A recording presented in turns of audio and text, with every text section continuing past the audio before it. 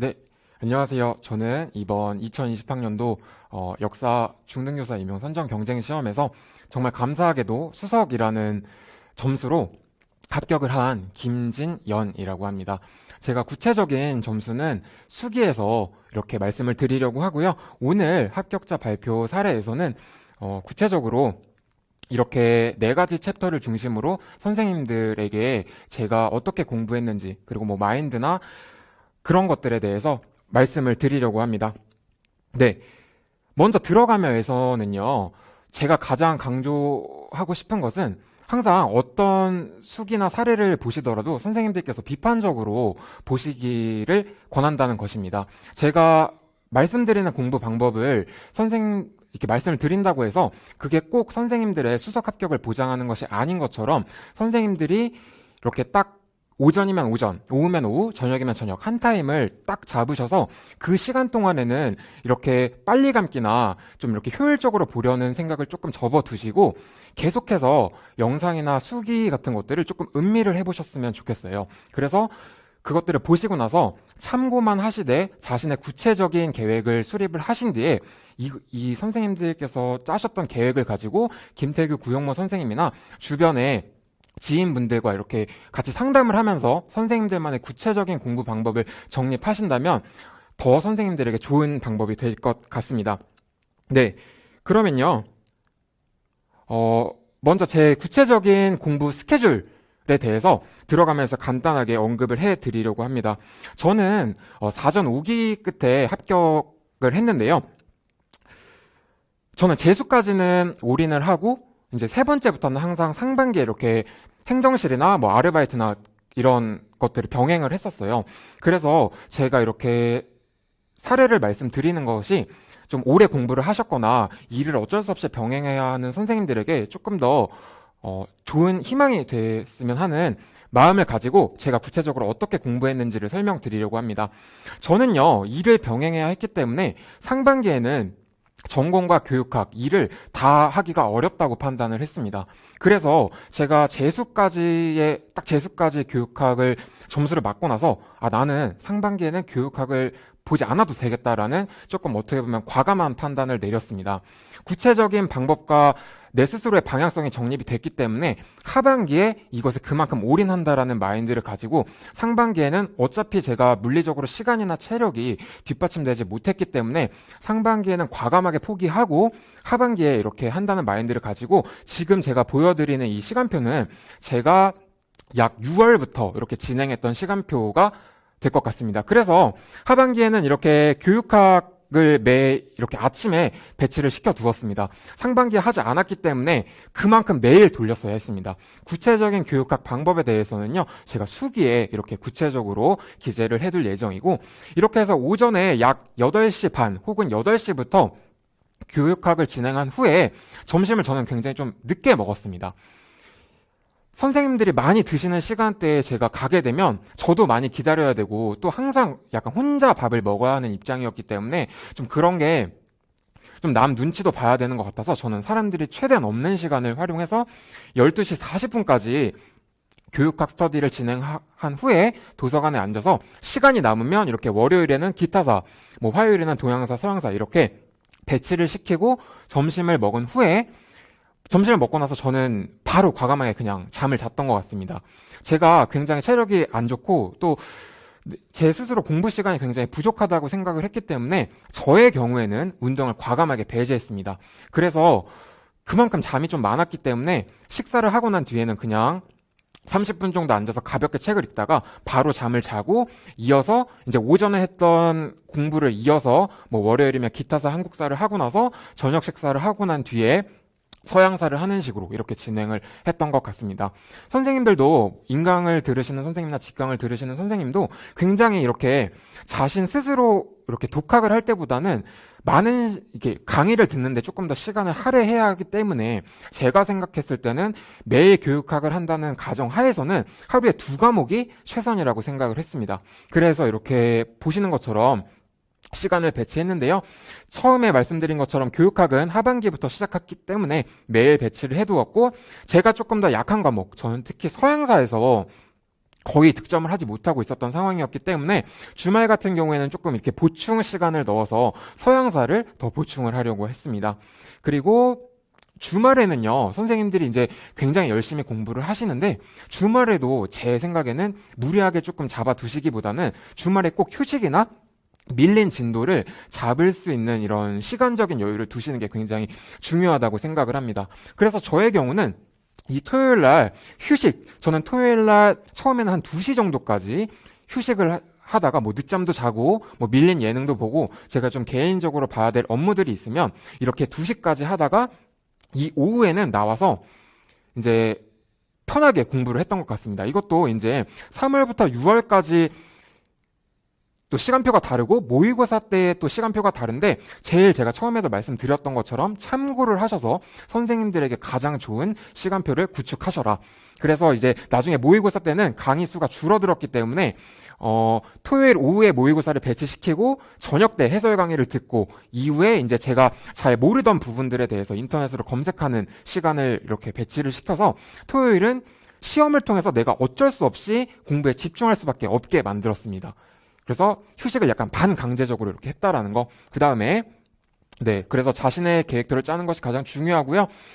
그 다음에 하루 평균 공부 시간은 인강 시간을 저는 제외했습니다. 인강은 선생님들의 좋은 강의를 저의 것으로 체화시키는 시간이 아니라고 판단을 했기 때문에 그 좋은 강의들을 제가 별도의 시간을 투자하는 게 제 순수한 공부 시간이라고 생각했기 때문에 최소 뭐 컨디션이 안 좋을 때는 한 6시간 정도도 했던 것 같고요. 좋을 때는 10시 반, 11시간 정도까지 인강 제외 이렇게 순수 공부 시간을 찍었던 것 같습니다. 그리고 마지막으로 평일은 반드시 이 시간대로 움직인다는 마인드로 저는 공부를 했던 것 같습니다.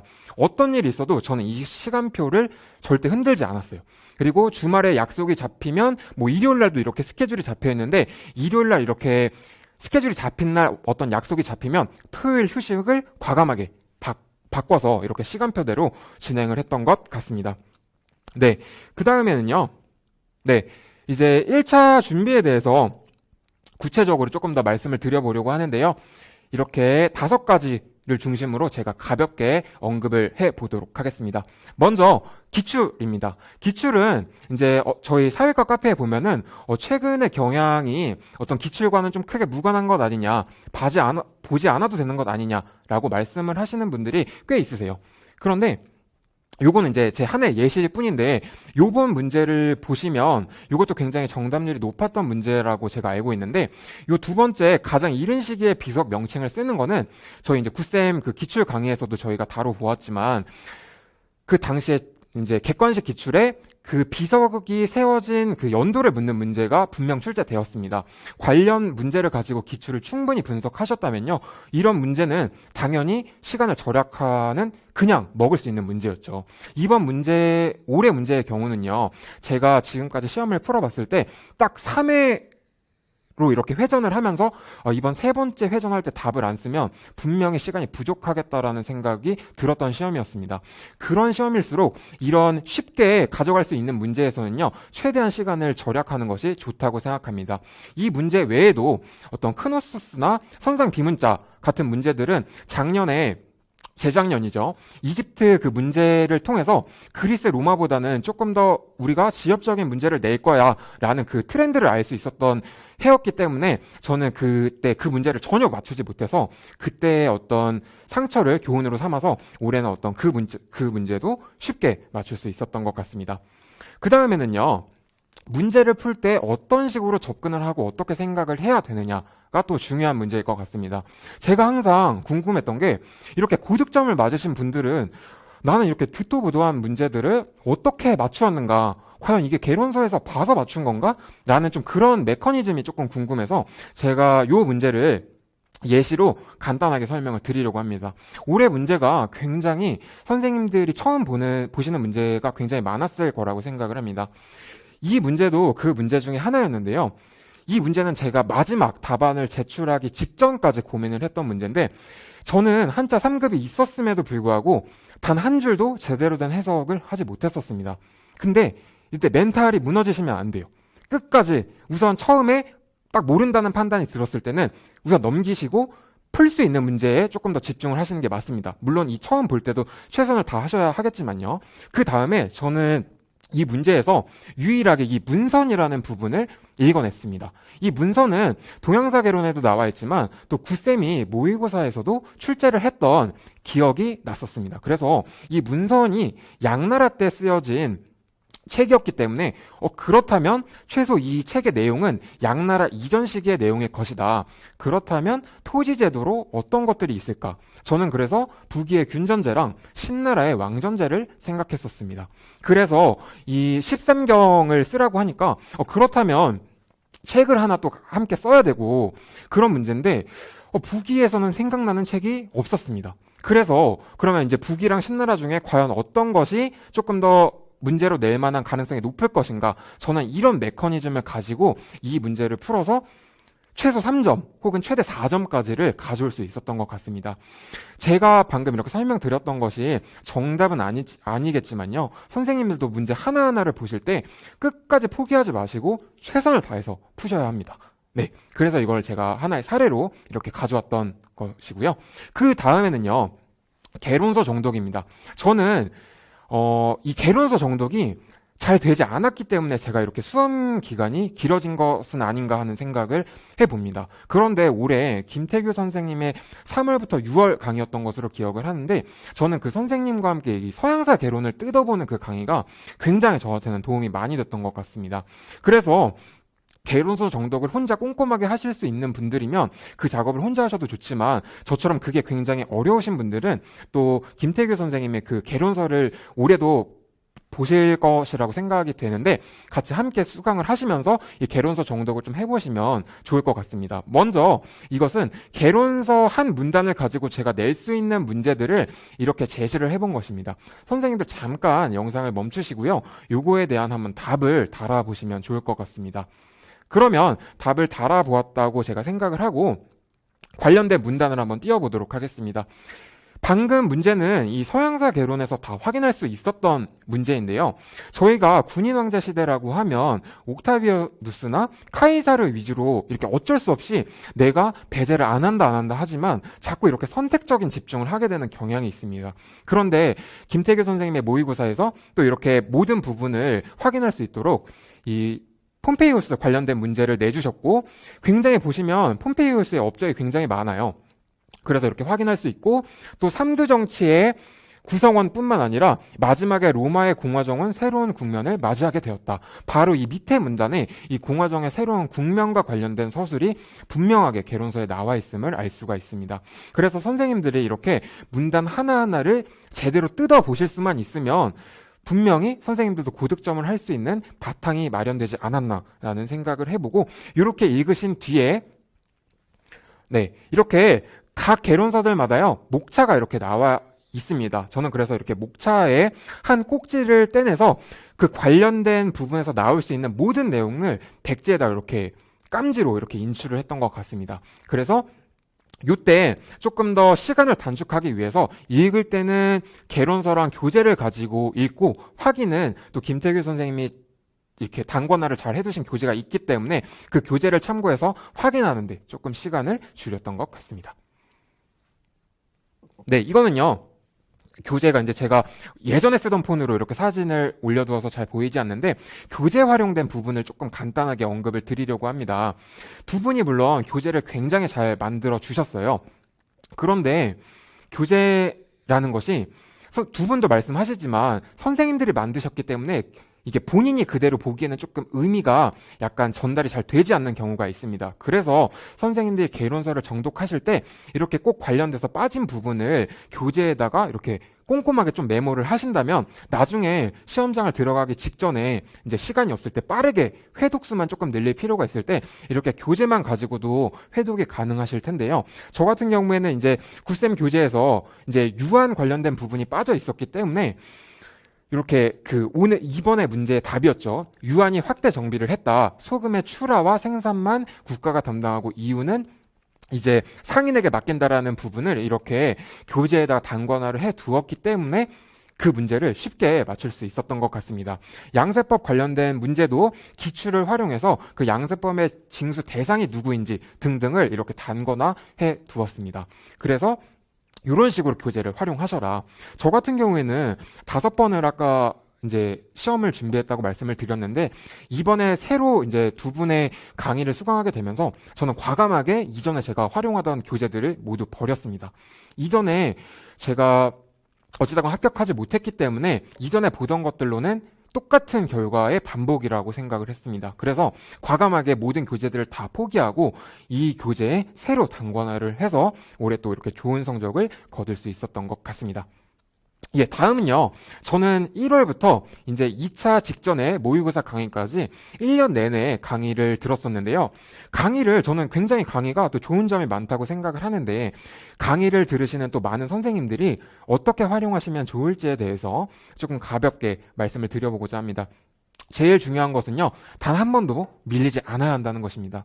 선생님들이 생각보다 강의를 들을 때 조금 이렇게 꼬박꼬박 듣는 것에 대해서 많이들 힘들어 하시는 것 같습니다. 그런데 이제 조금 더 선생님들이 생각하시는 교직에 대한 소망이나 선생님들을 도와주시는 많은 분들, 김태규 구영모 선생님도 계시고 선생님들 주변에 가족들, 친구들 많은 분들이 계실 거라고 생각합니다. 그런데요, 저는 그분들을 생각하니까 단 한 번도 밀릴 수가 없었습니다. 그래서 이렇게 밀릴 자신이 없으신 분들은 인강을 듣는 것이 저는 더 좋은 방법이 아닌가 하는 생각을 해보고요. 그 다음에는 이 방대한 프린트를 어떻게 할 것인지 꼭 고민을 해보셔야 합니다. 제가 이 사례 발표를 준비하려고 이렇게 사진을 보니까요, 대충 요 정도의 이 양이었던 것 같아요. 요것도 제가 모아찍기랑 양면으로 이렇게 출력을 해서 약 14cm 정도의 양인데 굉장히 많은 양이 축적이 됩니다. 그래서 선생님들이 계속해서 2분이 이렇게 많은 피와 땀을 쏟으셔서 이렇게 정리해 주신 프린트들을 계속해서 놓치지 않고 내 것으로 만들려는 그 노력이 반드시 필요하다고 생각을 합니다. 이것들을 자신이 이동할 시간에 활용을 한다든지, 아니면 따로 복습할 수 있는 시간을 만들어 둔다든지, 아니면 교재에 따로 단권화를 추가로 한다든지, 이런 선생님들만의 이 프린트를 밀리지 않고 활용할 수 있는 방안들을 꼭 고민을 하셔서 이 프린트들을 조금 슬기롭게 활용하셨으면 좋겠습니다. 네. 다음은요, 인강의 장점입니다. 저는 시간을 효율적으로 활용할 수 있는데 굉장히 좋은 장점이 있는 것 같다고 생각을 합니다. 저는 인강을 조금 들을 때 마인드가 빨리 듣고 내 공부를 해야 된다라고 생각을 했어요. 여기서 빨리 듣는다는 것은요, 배수를 이렇게 2분의 강의가 들리지도 않을 정도로 하라는 말씀이 아니라, 내가 이 강의를 내가 정해진 시간에 듣고 나서 내가 공부할 시간을 빨리 확보를 하셔야 한다는 것입니다. 이것은 제가 스터디 때도 비슷한 마인드를 가졌었는데요. 2분의 강의를 내 것으로 만들기 위해서는 나만의 시간이 꼭 필요합니다. 그때 조금 더 배수를 경우에 따라서는 조금 빨리 들을 수도 있고, 또 이렇게 환경을 내가 선택할 수 있기 때문에, 내가 갑자기 공부가 평일에 원래 개론서를 봐야 될 시간인데 집중이 잘 되지 않거나, 저 같은 경우에는 금요일 저녁, 그 월요일부터 5일을 정말 정신없이 정말 피가 정말 토한다는 마인드로 이렇게 평일에 공부하다 보니까 금요일 저녁, 토요일 때가 가장 공부가 이렇게 잘 되지 않는 시간이었습니다. 그래서 그 시간대에 저는 좀 비교적 집중을 좀 덜 해서 들을 수 있는 시간대에 인강을 배치해서 이렇게 환경을 저한테 유리하게 좀 만들려고 노력을 많이 했던 것 같습니다. 예, 다음은요, 모의고사 관련된 것인데요. 저는 이제 김태규 선생님께서도 이 모의고사 부분에서 설명을 해주셨던 것 같습니다. 저는 1회에 꼭 1점씩 올린다는 마인드로 항상 1회에 항상 이렇게 치열하게 풀었던 것 같습니다. 물론 이렇게 1회부터 계속해서 진행을 하다 보면요, 점수가 이렇게 올라가다가 갑자기 내려가는 이 뜻하지 않은 위기를 겪으실 수 있습니다. 이때 저 같은 경우는 김태규 선생님한테 바로 상담 전화를 드렸던 것 같습니다. 그래서 이제 내가 왜 이렇게 점수가 낮은지, 그리고 또 어떻게 하면 이 약점을 극복할 수 있는지, 또 겸사겸사 내가 공부를 잘 하고 있는지, 또 이렇게 멘탈적인 부분들을 김태규 구영모 선생님께 상담을 통해서 좀 극복을 하면서 실제로 뭐 매회마다 이렇게 1점씩 오르진 않았지만요. 꾸준히 50점대에서 60점대 중후반까지도 올라가는 이런 점수를 받았던 것 같습니다. 그리고 두 번째는 물체로 마음을 편안하게 하시기보다는 칼체로 내가 처한 현실을 조금 직면하셔라. 그 다음에요. 틀린 내용은 교재에 별도로 체크하는 것이 중요하다고 생각을 합니다. 이게 평가원에서 두 분뿐만 아니라 시중에 나와 있는 많은 어떤 모의고사 문제들을 걷어간다고 제가 들어서 알고 있는데, 그런 부분들을 실제로 출제된 부분을 많이 배제를 하기 때문에 선생님들이 이 모의고사를 조금 더 효과적으로 활용하시려면요, 출제된 부분의 앞뒤, 요거는 기출을 활용하실 때도 똑같이 적용이 될 수 있는 건데요, 그 출제된 문제의 앞뒤를 조금 더 꼼꼼하게 보신다면 기출 이 모의고사를 조금 더 효율적으로 활용하실 수 있지 않을까라는 생각을 해봅니다. 저 같은 경우에는 모의고사를 실전처럼 활용을 해서 토요일 오후 역시 제가 가장 집중이 안 되는 때에다 이렇게 배치를 해놨습니다. 그러면 모의고사라는 그 어쩔 수 없는 무게감이 제가 좀 집중이 안 되더라도 집중을 되게 만드는 효과가 있었기 때문에 오후에 배치를 시켰고, 해설을 저녁 때 들어서 휴식을 나중에는 모의고사로 대체하는 이렇게 활용을 했던 것 같습니다.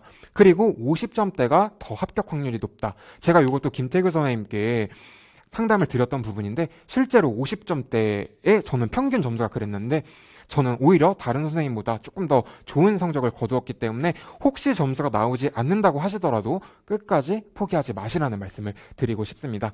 그리고 해설 강의 후에는 이제 해설까지 끝났기 때문에 관련된 부분에서 내가 만약에 관련 문제를 하나도 알지 못했다, 그러면 검색을 하는데 아낌없이 시간을 투자했습니다. 그래서 역시 그 시간도 휴식으로 대체를 했던 것 같습니다. 네, 요거는 모의고사에서 제가 실제로 끝나고 나서 제 나름의 코멘트를 달았던 부분인데요, 영역별로 이렇게 배점을 확인하고 뭐 이렇게 뭐 답을 바꾸지 마라, 또 현대사, 구쌤이 굉장히 철저하게 현대사를 출제를 해주셨는데 제가 그거에 대해서 보완이 계속되고 있지 않았기 때문에 현대사에 대한 보강이 시급하다, 또 이렇게 이런 제 나름의 제가 실제 시험장 가서 기억해야 될 내용들을 많이 이렇게 기록을 하고 다이어리에 적어서 마지막 직전에도 제가 꼼꼼하게 확인을 했던 것 같습니다. 이 부분은 포스트잇에 제가 마지막에 봤던 내용인데요, 첫 느낌이 맞을 확률이 98%라고 제가 이제 이전에 모의고사를 통해서 적었음에도 불구하고 실제 시험장에 들어가니까 저는 한 2문제 정도를 답을 바꿔서 채점이 어떻게 됐는지 모르겠지만 조금 아쉬웠던 것 같습니다. 그래서 이렇게 본인이 항상 상기해야 될 마인드를 모의고사를 통해서 적어 두셔라. 네, 다음은요 2차 준비입니다.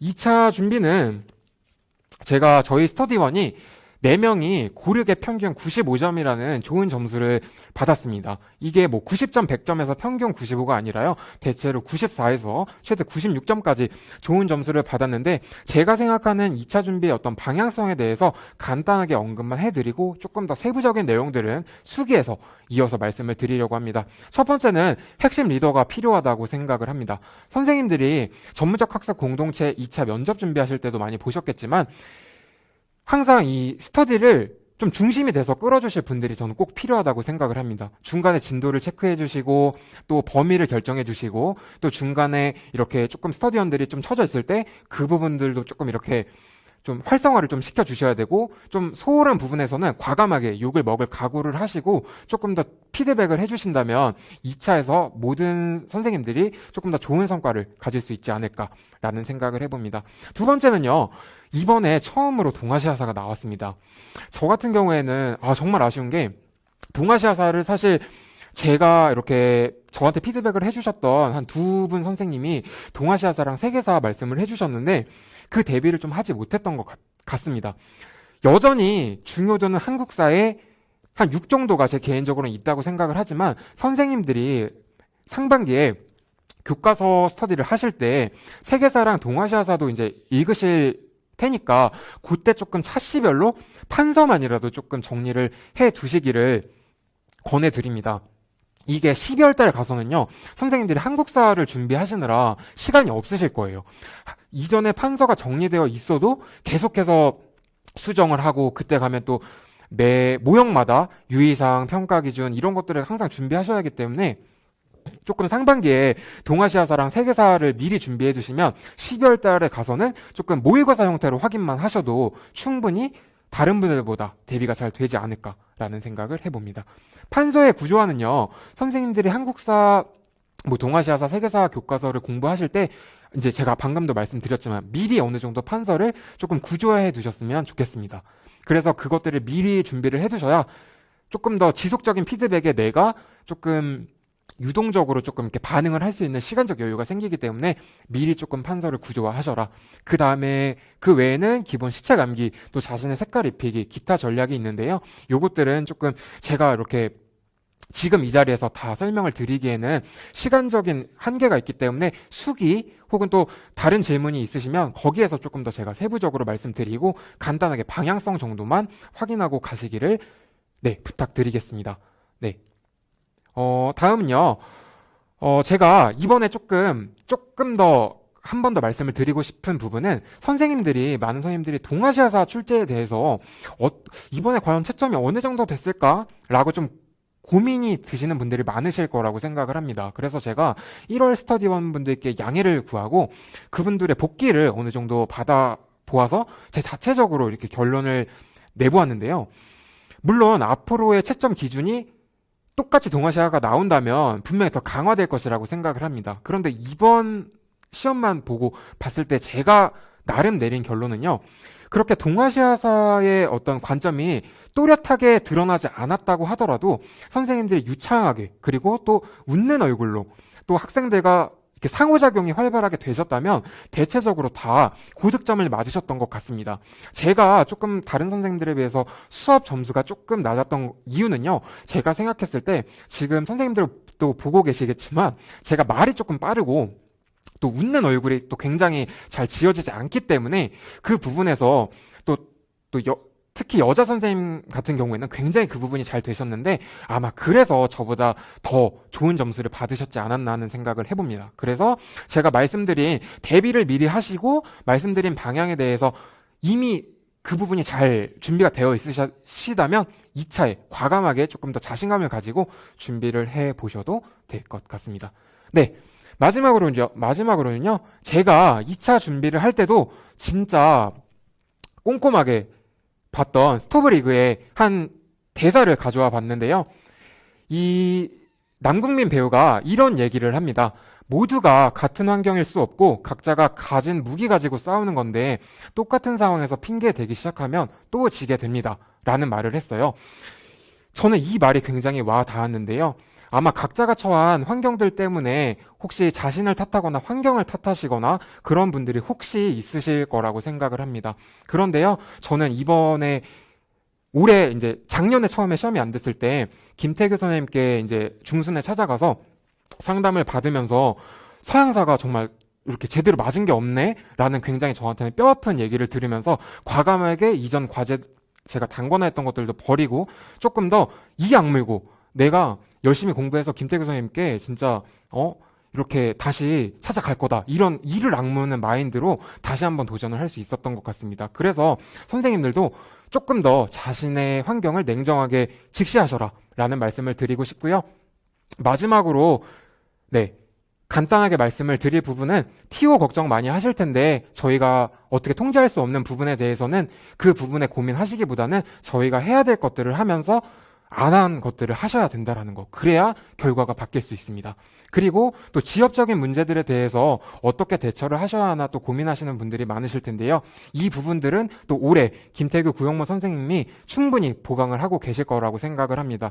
제가 오늘 수기 발표를 위해서 1, 2월 강의까지 샘플 강의를 확인했었는데 이 부분도 충분히 보완이 되고 있으니까 걱정하지 마시라 라는 말씀 드리고요.